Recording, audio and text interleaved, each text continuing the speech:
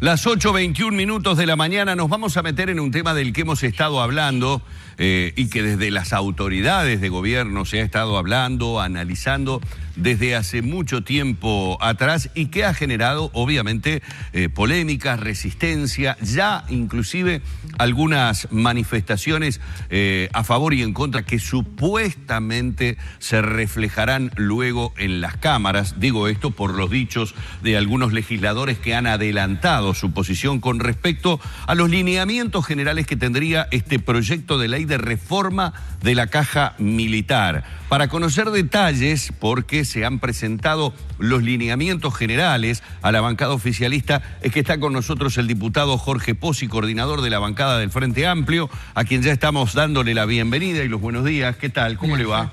Buen día. Bien, bien. Bancando los primeros fríos, ¿no? Tiene que venir el frío, ¿no? Tiene que venir el frío. Tiene que venir. No hay vuelta y lo vamos a tener toda la semana instalado. Bueno, diputado, supongo, imagino que particularmente no debe haber existido mayor sorpresa en cuanto a los lineamientos generales, porque prácticamente las ideas se habían manifestado desde hacía ya tiempo atrás por parte de las autoridades de gobierno. El cometido, digamos, era bien claro, echar mano sobre el tema de la Caja Militar era un tema que había que hacer sí o sí. Podemos entrar a discutir después si hay o no hay letra chica. ¿Cuál fue la primera impresión que recibió usted con respecto al acercamiento, por lo menos, a esos lineamientos generales del proyecto? No hay sorpresa, como bien decís vos, Humberto, por una razón bien sencilla. Toda la reforma de todas las cajas, que han habido, todas las reformas previsionales que han habido en estos últimos 10 o 15 años, tienen más o menos el mismo lineamiento, ¿no? Aumentar la cantidad de años de trabajo, poner topas a las jubilaciones más altas, aumentar la carga, o sea, aumentar la plata que se aporta para la jubilación, porque no hay mucho misterio en esto, porque no olvidemos que esta es una más, la última, de la reforma de todas las cajas previsionales que funcionan dentro del sistema solidario. Se reformó el EPS, se reformó la caja bancaria, la notarial, las profesionales, la policial. Sí. Y esta es la última que quedaba. Y bueno, más o menos los lineamientos, los criterios generales son para todas las cajas que se reformaron, más o menos parecidos. Y le hago una pregunta, ¿y por qué es tan sensible el tema de la Caja Militar? ¿Por el tema de la pérdida o porque toca a los militares? Y bueno, evidentemente hay una sensibilidad que toca a los militares, sin duda alguna, ¿no? También hay una sensibilidad económica, porque son 400 y pico millones de dólares que hay que poner para poder solventar las jubilaciones militares al día de hoy. Y eso tiene un impacto en las finanzas del Estado, más en un momento donde estamos un poco más complicados que antes. También hay sensibilidad porque era una caja que nunca se había tocado. La última reforma creo que fue hace unos 40 años. Creo que algo hizo el gobierno del doctor Lacalle con respecto a la reforma, a algo en la Caja Militar, pero en realidad a fondo nunca se había tocado. Y hay que tener conocimiento que los militares tienen, desde antes de que hubiera constitución en el país, de año 1829, ya tienen las primeras leyes de retiro. La primera ley de retiro militar es de 1829 que amparó a toda la gente que peleó en la guerra de independencia, ¿no? Pero bueno, eso es historia y nosotros estamos en el presente. Y nosotros consideramos que hay acá una cuestión que hay que reformar porque hay determinadas situaciones que el resto de los uruguayos no tienen en el momento de jubilarse, en el momento que transcurre su vida de trabajo, y nos parece que hay que asimilar lo más posible lo que los militares tienen hoy como retiro a lo que es la medida de todos los uruguayos cuando nos retiramos. Y bueno, en eso va la reforma de la Caja. Es una reforma que busca ser gradual, que busca no tocar los derechos que tienen, por supuesto no se va a tocar los derechos que tienen los que ya están jubilados, que sí va a tocar a los que tienen 10 años en la fuerza, que va a haber un régimen de transición para los que tienen entre 10 y 20 años en la fuerza, y que, bueno, ya los que ya, como dije, a los que ya están jubilados no se les va a tocar. Una reforma ideológica, decía el senador Javier García. No, acá no hay nada ideológico. Acá no hay nada ideológico. Entonces, ¿qué podemos decir? ¿Que la reforma del BPS cuando se hizo fue ideológica? Acá no hay nada ideológico, y no la hicimos nosotros. No, acá no hay nada ideológico, hay una necesidad. Y me parece que hasta los militares saben, porque esto no es contra los militares y nadie se le parezca. Hasta los militares saben que, bueno, que hay determinadas cuestiones que fueron, problemas prebendas que tuvieron, que mientras se pudo. Y que en un momento determinado no se puede más. Ojo, esto ha sido conversado también con los militares, ¿no? O sea, la semana pasada el presidente del Centro Militar el coronel Silva decía en el discurso del tradicional evento anual que hacen ellos, capaz que lo escuchó usted, que a los empleados de ANCAP no le pedían esfuerzos ni le sacaban dinero para bancar el déficit de ANCAP. Que esas cosas no las tocaban. Yo creo que todo el mundo puede decir cualquier tipo de cosas de los demás para justificar lo de uno. Tampoco lo que nos jubilamos por el Centro de Comercio o por el BPS, nos jubilan con el sueldo de que está por encima nuestro. Tampoco, por ejemplo, si somos dos que nos jubilamos, ustedes se jubilan un mes, se jubilan con 10.000 pesos, y yo al mes siguiente, en las mismas condiciones que usted, me jubilo con 8, a mí me dan el sueldo suyo de 10. Eso tampoco sucede en el resto de los trabajadores del país. Todo eso va a cambiar ahora. Todo eso es lo que pasa ahora con la caja militar. Entonces, es lo que buscamos corregir. Parte de las cosas que buscamos corregir. Bueno, después podrán decirse para justificarse, podrán decir 10 millones de cosas. Pero me parece que todos nosotros vamos a hacer un esfuerzo por conversar con todo el mundo para que la reforma sea lo más consensuada posible. Pero acá no hay nada contra los militares. No hay nada contra los militares. No hay nada que los queremos destruir. Vos sí, una pregunta le hago, porque se sabe cuántos son los militares que están los números y los datos están arriba de la mesa. ¿Cuántos son los que ya se retiraron? ¿Cuántos son los que se podrían llegar a retirar? ¿Qué va a pasar si uno hace la proyección respecto a los que están en condición de retirarse y se extiende el plazo o el tiempo de retiro, como usted bien explicaba? ¿En cuánto se va a topear el máximo del retiro para esas? ¿En cuánto tiempo se sanea la caja? No, lleva años. Esos números tienen que estar. No, todavía el número final de en cuánto tiempo se resuelve el asunto, no. ¿No? No lo tenemos, no. Pero fue una pregunta que tuvimos ayer. Porque están todos los elementos en la mesa. Sí, claro, pero todavía la cuenta esa no está sacada. Lo que le quiero... ¿Sabe por qué tuvimos esta discusión? Sí. Porque muchos, inclusive nuestros compañeros, pensaban, bueno, el 1 de enero votamos la reforma de la caja militar y tenemos disponible 400 millones de dólares. No, claramente eso no. Así. Bueno, pero digo para que vean... ¿Se sabe un ahorro anual? Va a llevar en el tiempo un proceso, yo no lo quiero decir porque no estuvo en los números que se plantearon ayer. Claro, porque además supongo, Danilo, debe haber que hacer también un cálculo de esa generación de transición. No sabemos ni cuántos se van ahora.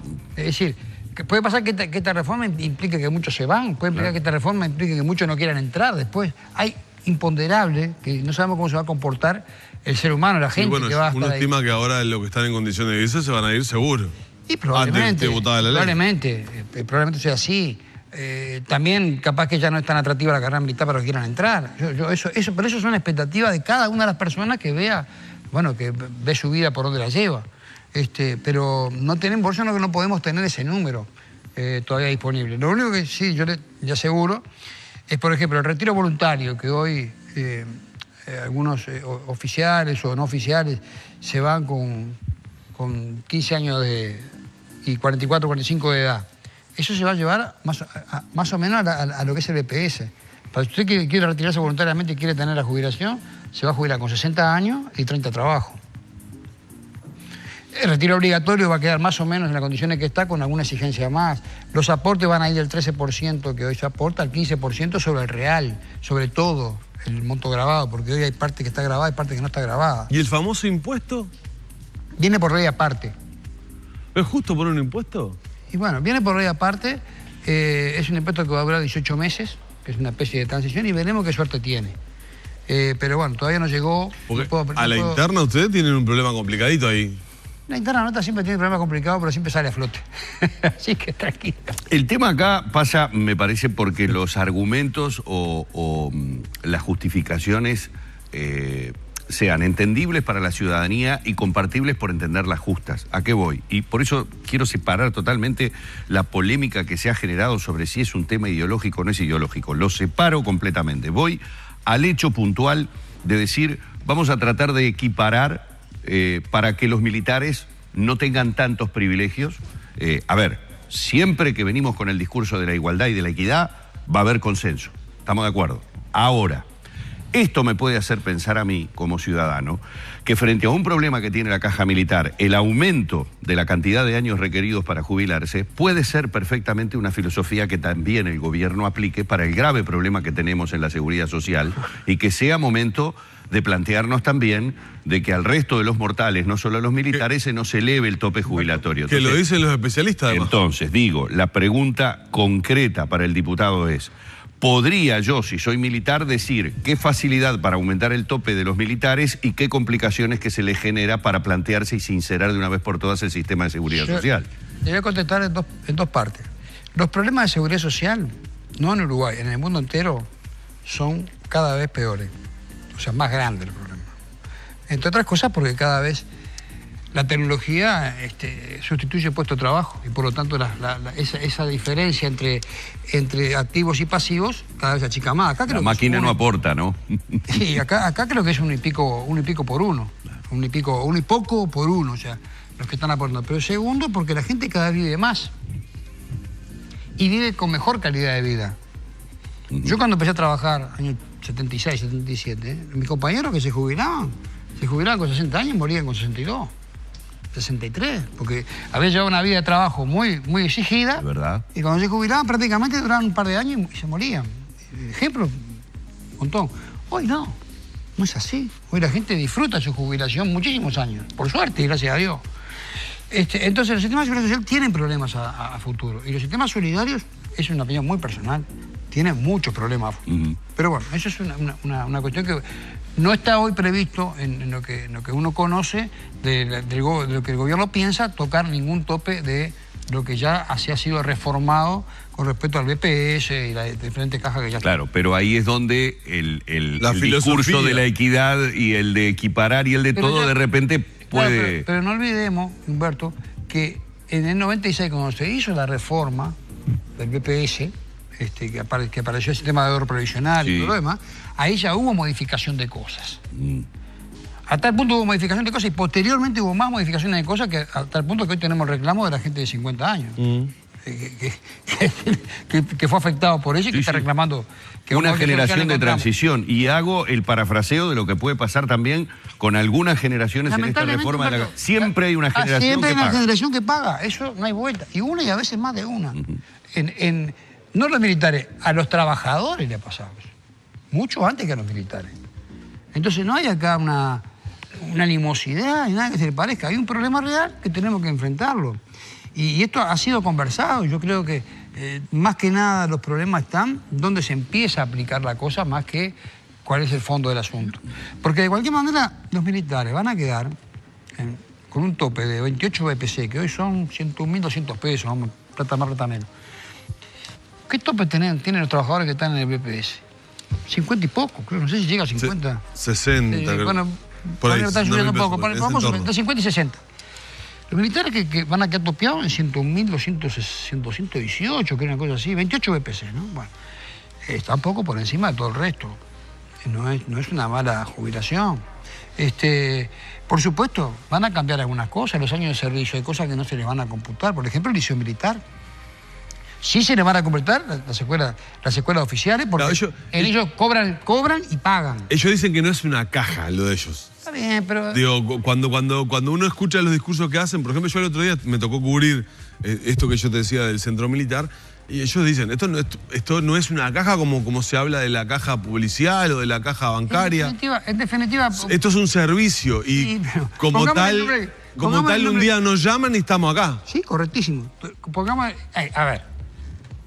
La filosofía, lo que hago es transmitirte lo que dice. Pero la filosofía de las Fuerzas Armadas, ¿cuál es?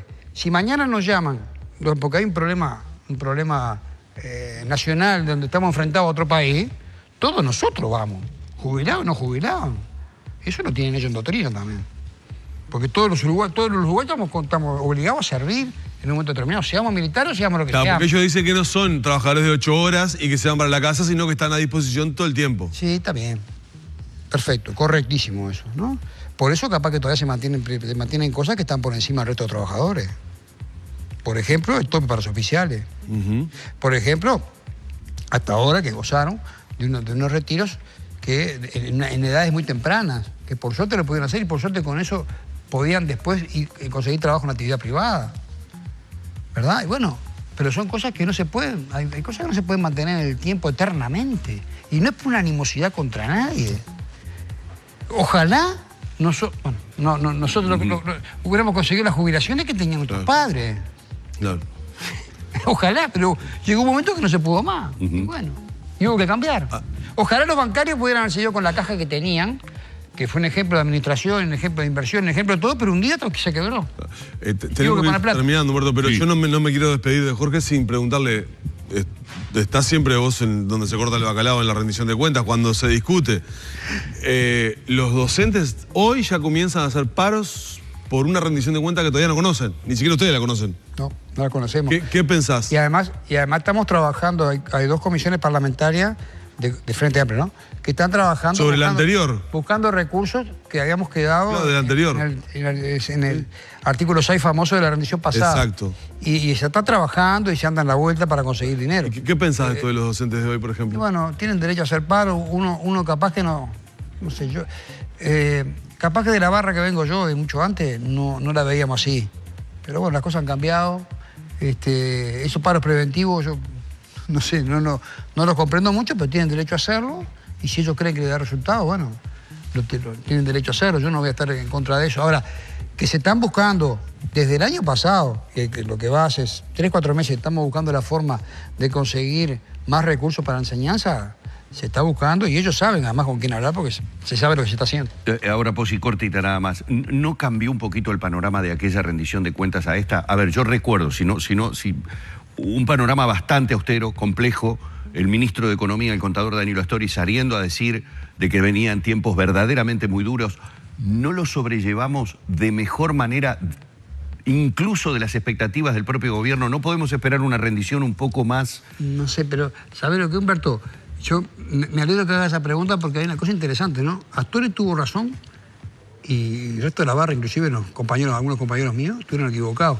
Salvo en el tema del déficit fiscal, Astori dijo que la inflación se va a contener, el dólar va a estar contenido, el PBI va a crecer. Todo eso pasó. Nadie de lo que dijeron los famosos analistas o expertos, que no sé dónde dan el título, nadie salió nunca a decir me equivoqué. Ahora bien, eso no implica, porque tenemos problema fiscal. Entonces eso no implica que porque el número esté mejorando, nosotros podemos salir a decir acá, se va a tirar manteca al techo. Porque no va a ser así. Porque todavía tenemos un problema de déficit fiscal, porque Uruguay es una pequeña isla en un panorama de América Latina convulsionado, y si no miremos a los costados, ¿no? Brasil, Argentina, lo que es como una pequeña isla de estabilidad. Entonces, eso conservarlo cuesta y hay que hacer esfuerzo. Me quedó pendiente preguntar por el voto 50 de Mujica con la caja militar, ¿cómo van a hacer? No vota. Bueno, por ahora eso... nos acusa, dice que ahora... Por eso te pregunto. Que le estábamos haciendo bullying. Escuché que me dije que... Que ustedes le estaban haciendo bullying. En otro programa, que estamos haciendo bullying a los militares. Bueno. ¿Y cómo consiguen ese voto? Y vamos a remar, Danilo. Hemos remado siempre. Muchísimas gracias. Ha estado con nosotros el diputado Jorge Pozzi. Tema central, el de la caja militar.